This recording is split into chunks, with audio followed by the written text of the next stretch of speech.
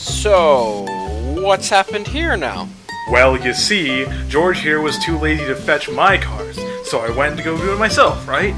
Well, reluctantly that is, because as I'm sure you're well aware, all these dips in the track, coupled with my lower footboard getting caught on all kinds of shit, sent me off the rails. That's how we got here. I see. Now, George, your side of the story? George, how does he do that? Anyway, let's get you back on the rails, shall we? I'm sure a few blocks of wood and the re-railer will get you steamboating again, or steam training again. Boy, I cracked myself up. Anyway, I'll see if I can call on some of the maintenance guys after I find the re-railer. Introduce yourself to Eddy here while I'm gone. Well, sorry about that awkward introduction, or lack thereof. I'm Toby, a Delaware Lackawanna and Western 280, number 269. I was built in 1910 by Alco and Schenectady and based out of Sunbury, Pennsylvania, hauling anthracite coal and doing switching, stuff like that. I came to the I&W here in 1940, and now I basically do the same thing that I've been doing for the past nearly 60 years, plus passenger runs. I heard you're here to take over the 2 passenger trains we have left, though. That is true, right? Oh, yeah. Good. Between you and me, I've never liked passenger runs all that much. That's enough for me. So, whereabouts are you from, Eddy? I heard you're from Texas or something? Yeah, that's where I'm from. I was built in 1911 and stationed out of San Angelo, Texas. What did I say next? I was built for fast passenger runs, but outsourced by diesels to local freight service. I'm a bit of a mixed engine. I hope to work and serve well on this railroad.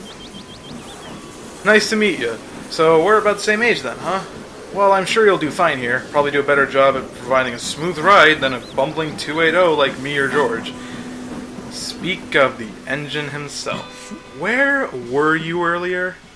Oh, I was just attending to the interchange yard because clearly you aren't able to right now. Whatever, just introduce yourself to Eddy here before your ego blows out of your safety valve. Eduardo, Eddy, huh? A Santa Fe engine. I've seen a couple of your company back in the day out west. My name's George, a Union Pacific Harriman, consolidation built in 1909. I came to the I&W in 1950, and now I work with Toby on freight and switching jobs. Doesn't mean I always enjoy working with your dumbass. Oh, you know, I make this place lively. I keep you all on your wheels. Well, more figuratively than literally. I see. So, what's your story? I'm Atchison, Topeka, and Santa Fe Road, number 1316. I was built in 1911 and stationed out of San Angelo, Texas. I was outsourced by diesels from passenger to freight service. I'm a mixed engine. I hope to serve on this railroad. Yeah, nice to meet ya. I'd stay a bit longer, but I've got to drag these boxcars on my train to Blackwood. That is after I, get on the right track. Kinda forgot I, left the remainder of my train up there. See you later, Eddy. What, you aren't gonna tell me goodbye? Nope. Blackwood? It's a research facility at Milepost 5, next to Stockman Grain Elevator. Did manager not mention it? No, I don't believe so. What kind of research facility is it? Funny you mention that. I don't really know myself. I think it's some kind of advanced technological center. They got some kind of computer things there, I know that much. Beyond that, I don't know. In fact, I don't think anyone in this town really knows. Well, no, apart from maybe a few who work there, but they aren't allowed to talk about what goes on. Not even the lone engine who works there knows. His name is Barney. His engineer still owes my engineer a beer, I guess, and he won't stop complaining about it. Why is no one allowed to talk about what goes on there? Beats me. From what I've been able to gather, I think the military is partially involved or something. Sometimes you'll see their jeeps parked in the lot. That's how I figured it. I don't know. I wouldn't mention it to anyone else because for all I know, some government worker could be listening in on us right now. With all those satellites in the sky, you know, who knows what they'll come up with next. So I see. Well, I'll probably come up with my own conclusions soon enough anyway. Yeah, no, it's better to come up with your own story. Anywho, you got any questions about the line, or anyone? Hey, the maintenance guys I could reach are out fishing, according to their wives, specifically out near Fort Madison, so until they get home, you're gonna be on the ground, Toby. Then what about my evening passenger train to Marion? Eddy can do it. That's what he's here for. Isn't that right, Edster? Oh, of course. Atta boy. You leave here at 6 o'clock. Get to Marion about 7:30 or 8. Return here by 9:30, 10-ish. Your crew can find their orders at the depot. Alright, I'm gonna head out and count my quarters. And by that, see if I can afford a Lionel Hudson yet. So, yeah, as I was saying, any questions? Well, since we're both gonna be here for a while, you got any, cool or interesting stories from your time here? Oh, yeah. Oh, I got plenty. Let me think here. Want to hear about the UFO incident? What? Sure, why not? Alright, I'm gonna take you back to the past, in the year 1959. Things weren't all too different around here. Small towns like this don't change much, really. Well, the overgrowth along the railroad here wasn't as bad, but it wasn't no Grand Trunk Western, if you get my meaning. Yeah, I've heard the track is held up to high standards. Yep. Anyway, back then it was just Saris, George, and me on the line. We had plenty of work to do after our old friend Burnham, Santa Fe 762, was retired to a park in Kansas a couple years prior to this story. Did you know him?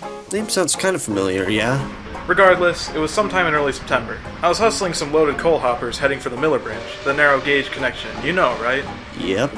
Alright, the coal was for one of the narrow gauge engines and people in the towns of Lemoyne, the southern end of their line, and Altawood, the northern end. Usually it's brought in by truck since they don't take much, but the dirt roads in both towns were impassable from a thunderstorm the day before.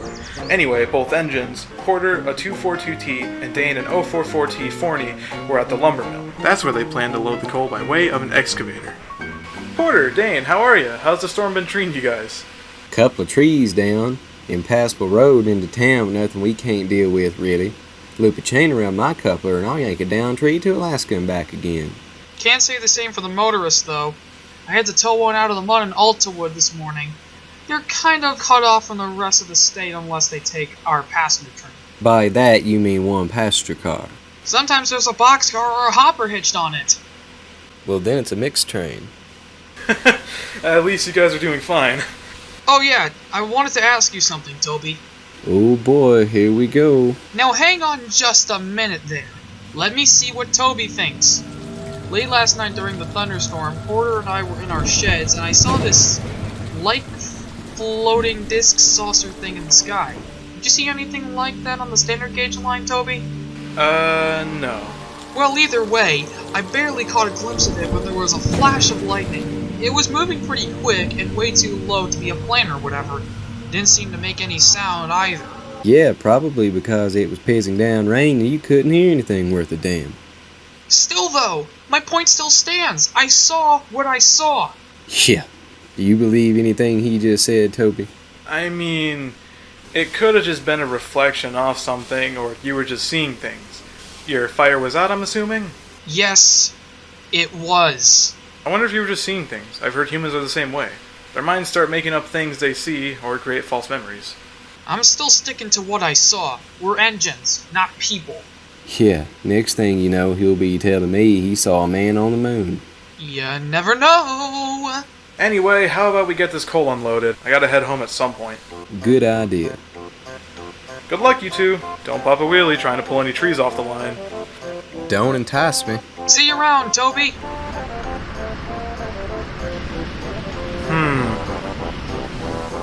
Hey, George, before you leave, I gotta ask you a favor.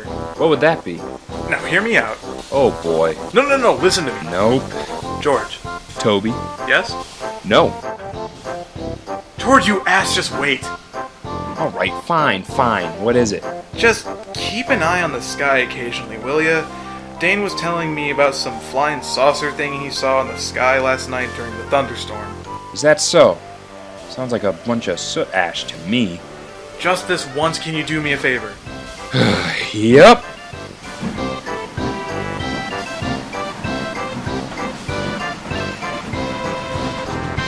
UFOs, flying saucers, discs? What is this, a sci-fi film?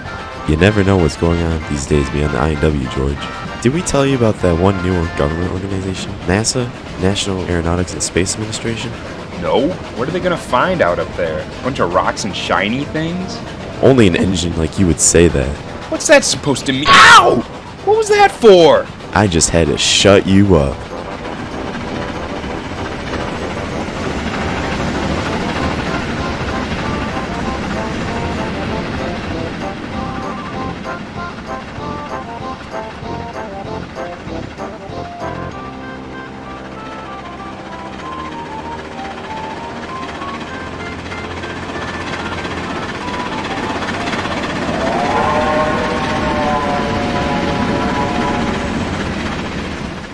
Didn't see a thing in that sky, Toby. Must be some delusion from one of the narrow-gauge railroad men. Well, that's what I heard from Dane. He says he saw some flying discs with lights in the sky. Well, what you heard must have been fabricated. I think it's time both you have your fires doused to get some sleep like I'm trying to. Sorry, Saris.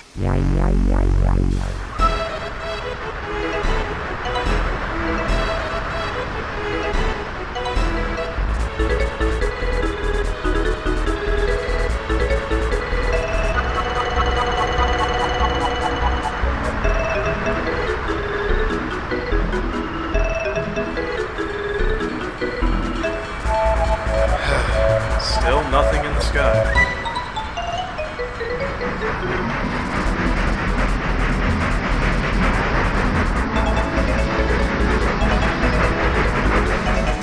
Any luck with your UFO adventure search thing? Unfortunately, no. I wouldn't look too hard. Maybe it's a hoax. Maybe.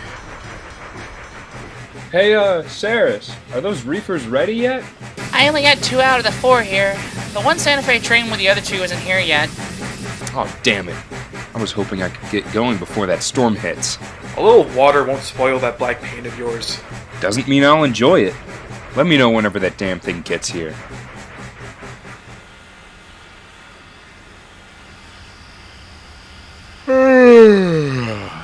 What time is it? Around 2:30. So much for Santa Fe all the way. Finally.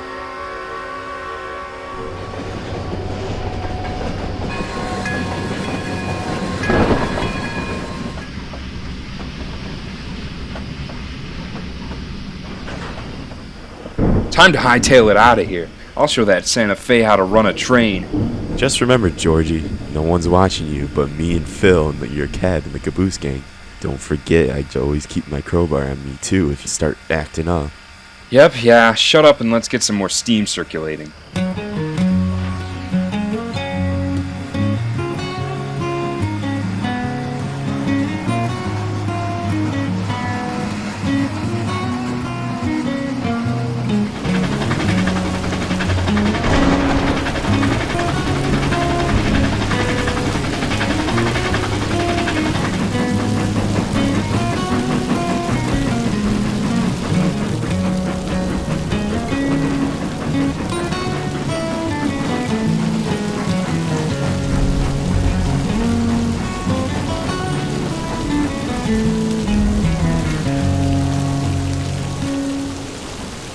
Okay, cars are dropped off, let's get out of here.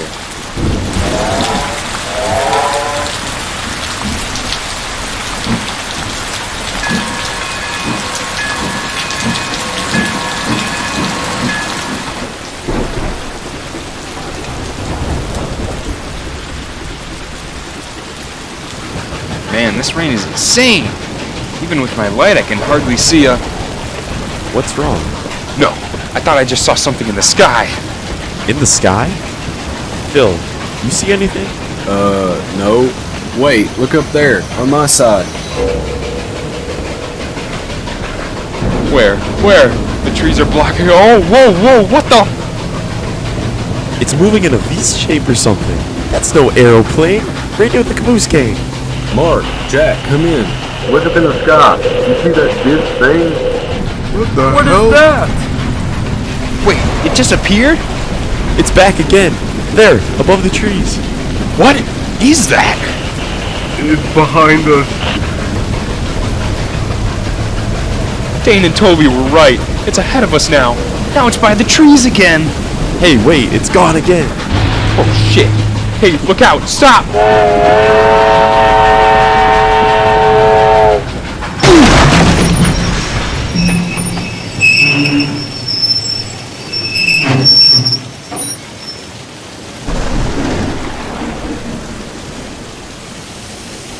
So that's why you said hey?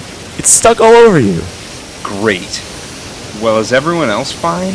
I'm good. Caboose gang is too. Just a bit weirded out, that's all. Anyhow, we might want to wait around and see if someone's here. Hey, you guys alright?